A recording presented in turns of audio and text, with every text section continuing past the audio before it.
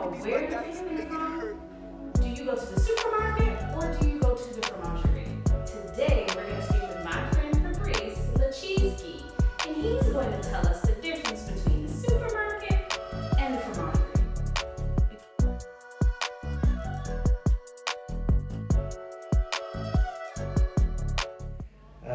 Well, thank you first for coming here. That's a privilege.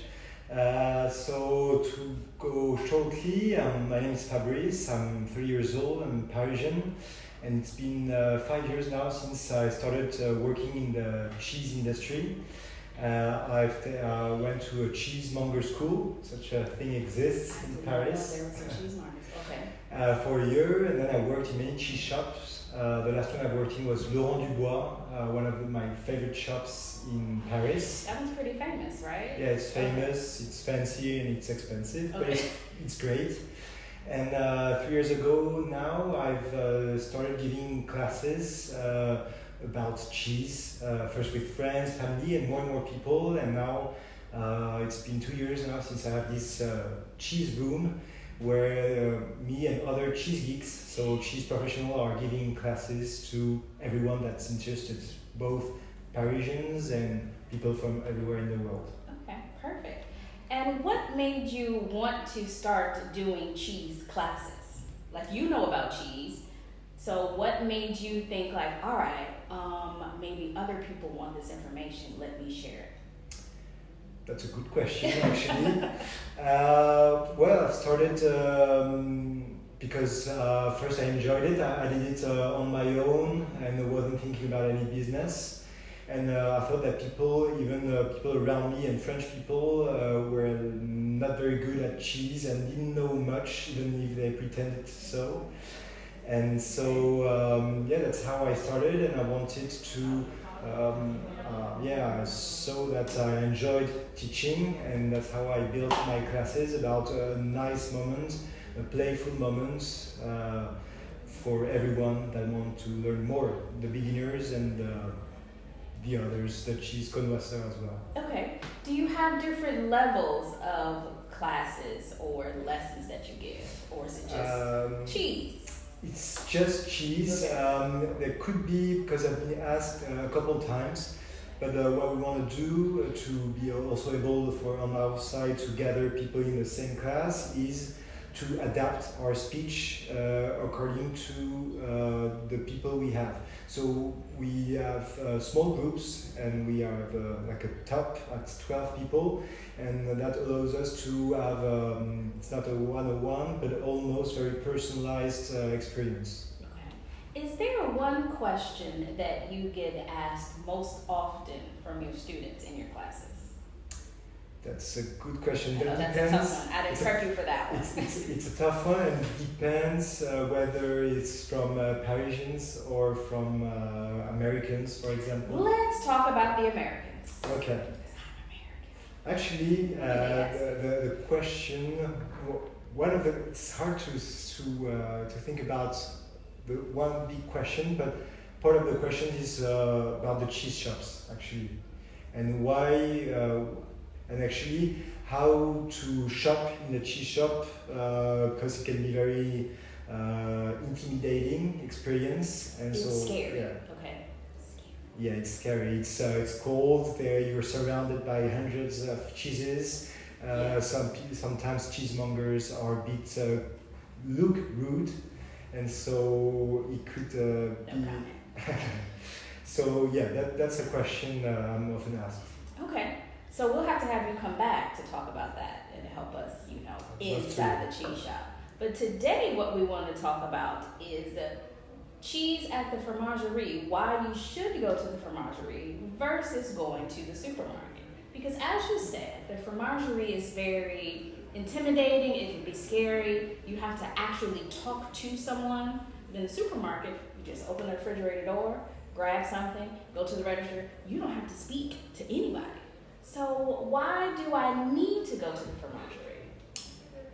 Well, starting with, yes, I think you need to go to the Fromagerie, to the cheese shop, rather than the grocery store. That's my opinion. Okay, point number one, go to the cheese shop. Go to the cheese shop. Now, the why. Why you should go. So there is, I only see one con for not going to the cheese shop, apart from the intimidating experience. The con would be the price. That's the first thing people are thinking of. They are thinking, yeah, if you go to a specialty store, it's going to be expensive. So yeah, we're going to compare it later and see the prices. And yeah, it's a bit more expensive. That's true. But it comes with so many pros that it's worth it. Okay. It's definitely worth it to go to a cheese shop. So for, I would say, two different parts. First, because the cheese is better. That's a simple thing, but there are many things, maybe we're going to talk about them later, but comparing the two cheeses, but the cheese is better. It's a better milk, better quality of milk, better also making, better work on the aging. And the second big thing for going to the cheese shop is the service you get. The trained staff that gives you advice, that knows their cheese. There is also the sourcing. Basically, you're going to have a better diversity, more special cheeses than if you go to the supermarket. They are always the same. And what else do you get? Yeah, you get some work. Also, you get many cheese shops have all these épiceries fines, these délicatessen. Okay.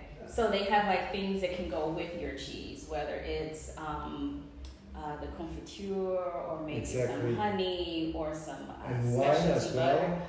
Oh, now of course. we're talking. Now we're talking. Now you're talking. Yeah. Now you mentioned the process of the way the cheese is made.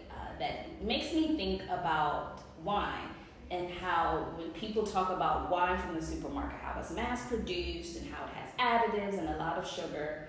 Like I know there isn't sugar or anything in the cheese, but is it similar to cheese that you get at the grocery store versus buying cheese at the Fromagerie? Because I know exactly the same. The difference is that for you there are the grapes, and for the cheese it's the milk, and so the quality of milk will have a big impact on the quality of the cheese.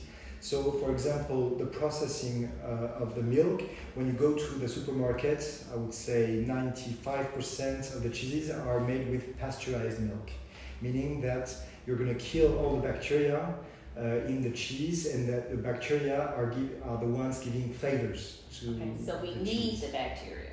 Yes. Okay. Let's maybe not talk about bacteria, let's talk about aging flora. Okay, How does it sound? Yes, that sounds better. More poetic, more romantic. Yes.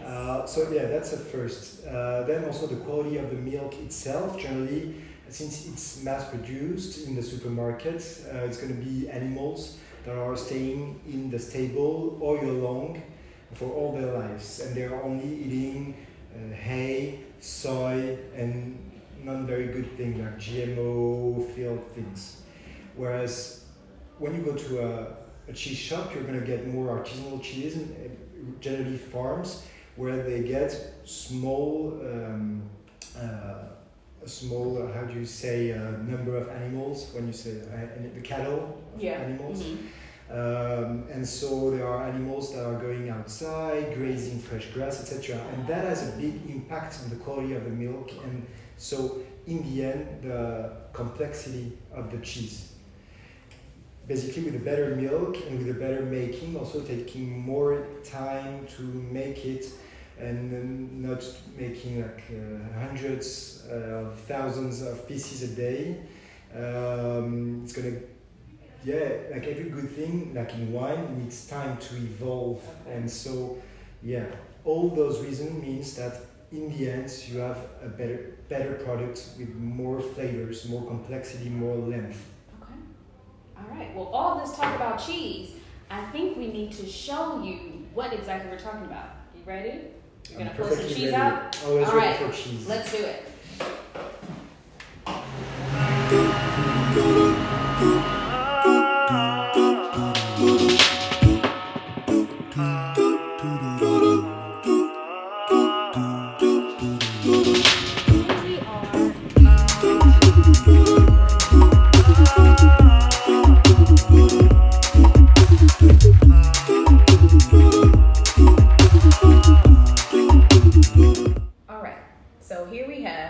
cheeses that should be the same thing, but they look clearly different. Talk to me, Fabrice, what's going on? So we have kind of the same cheeses, but totally different actually. So even the names are different. One is called Brie. Brie is basically a generic name that you can use. Anyone can use it. I can use it, you can use it. Everyone can make Brie, basically. You can make it anywhere in the world with any milk whatsoever. On the opposite, definitely the opposite, you have Brie de Meaux. That is what is called PDO. That's protected designation of origin. That's a European label that protects the cheese that are made here and protect the way they're made. And so there are many rules, like 20 pages of rules that explain how to make this one. Okay. So basically we won't go through all the 20 pages, I was right? gonna say, We don't have all the time. But I'm going to go maybe through the different points that really makes a huge difference between those two guys. Please. So basically, we can say many things. First, the processing. In order to have a Brie de Meaux that all the cheese shops are offering, it's going to be made with raw milk, compared to Brie that always will be made with pasteurized milk. So we saw earlier the differences in terms of complexity of the aromas, right? After that, the making process is also different. This one being more artisanal, this one industrial. We have definitely more work, more time involved in this. You see, when you look at the rind here, it's more complex. It's less perfect in a way, less white and flat than this one. There was some work done in the aging cave, some manipulation, some turning upside down, and some care, basically, that will also imply a better taste and better flavors. We have also, after that, everything is much more clear when you taste the cheese. So you can definitely experience the huge difference that you get between those two. Oh, well, you said the magic word, taste. Let's taste some. Go for it.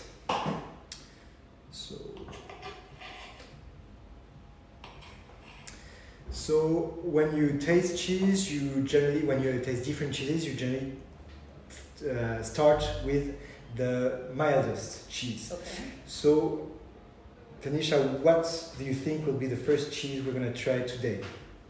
That's the second quiz you get. I would say this one.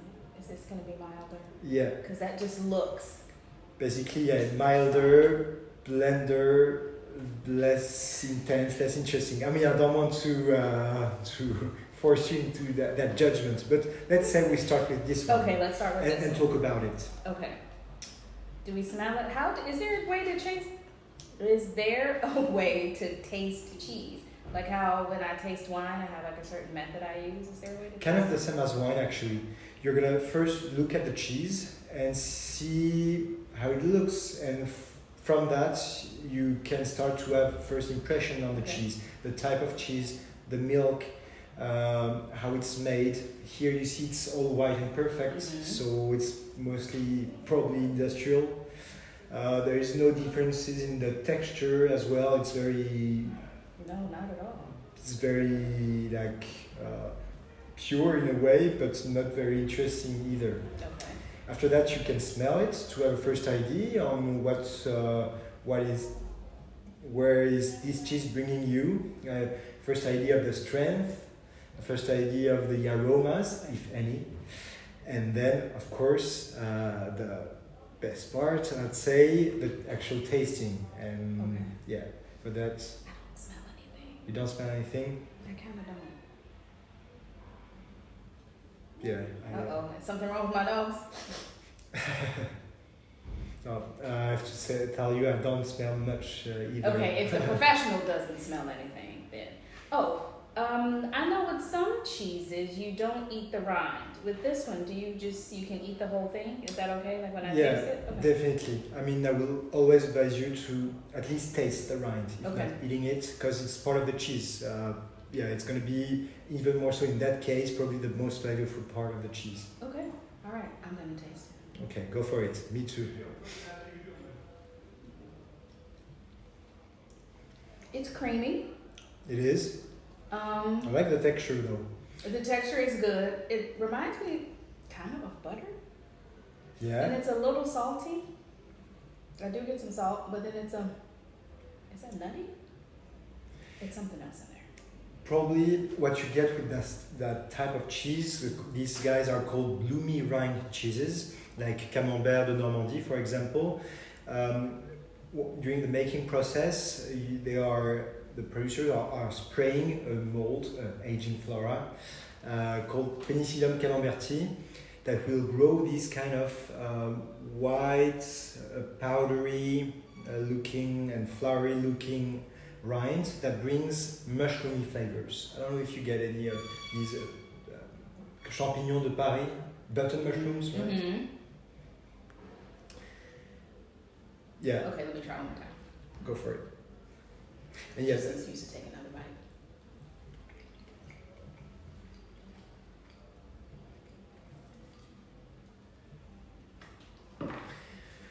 I don't know you, but my opinion is that, I mean, it's not a bad cheese though. It's not disgusting. We haven't vomited yet, so we're fine. And I won't.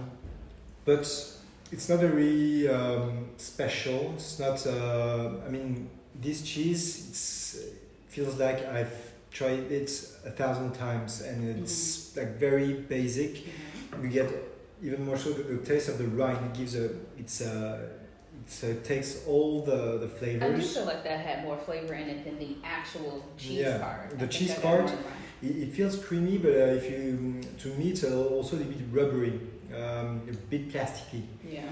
And after that, yeah, to me the flavors are blends, basically.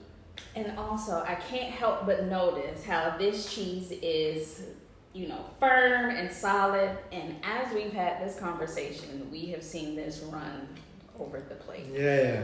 It's getting more and more at ease. The one on the left is spreading. That's a good sign. Okay, why is that a good sign? Because we like creamy, right? Yeah, they do. Yeah. So Can we eat that one now? definitely, and we're going to talk later about the difference in color as well. That is a good sign of the making and the milk. Oh, okay. All right. So now I'm gonna take the big piece. I hope you don't mind. Oh, go for it. I have this one after. Oh, you have the biggest piece. All right. Look. Yeah, Okay, you see it's different because you have what we call chalkiness in the middle. Maybe you can see on the camera, it's a bit white in the middle and more creamy on the edges by the rind, right? So go. Okay, and I do smell something now. It smells like cheese. Obviously, like Brie de Meaux, right? Oh, it's different. I'm sorry. Yeah, it tastes different. Tastes different, Mm-hmm. in my opinion, for the better. That basically everything is different to me. The texture, since you have two different textures here, so it's more, I would say, on my palate, it's more interesting when you have different flavors. So you have different steps during the tasting, and then also you have the very creamy parts that cover your mouth, and the chalkiness. That will actually be nice with some wine at some point. I don't know if you brought some wine. I did bring some wine.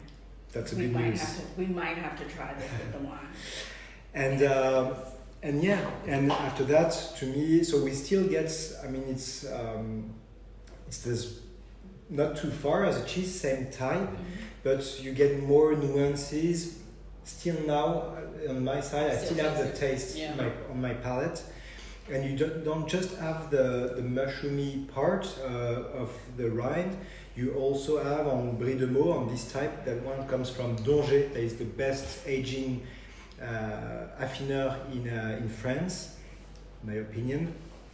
You get, the more subtlety, complexity, you get something more milky, more fresh and creamy in the middle, and more farmy, more cowy on the edges. Just the fact that I got multiple flavors and textures from that is much different than the first piece, the supermarket piece. Yeah. But yeah, okay, it's different.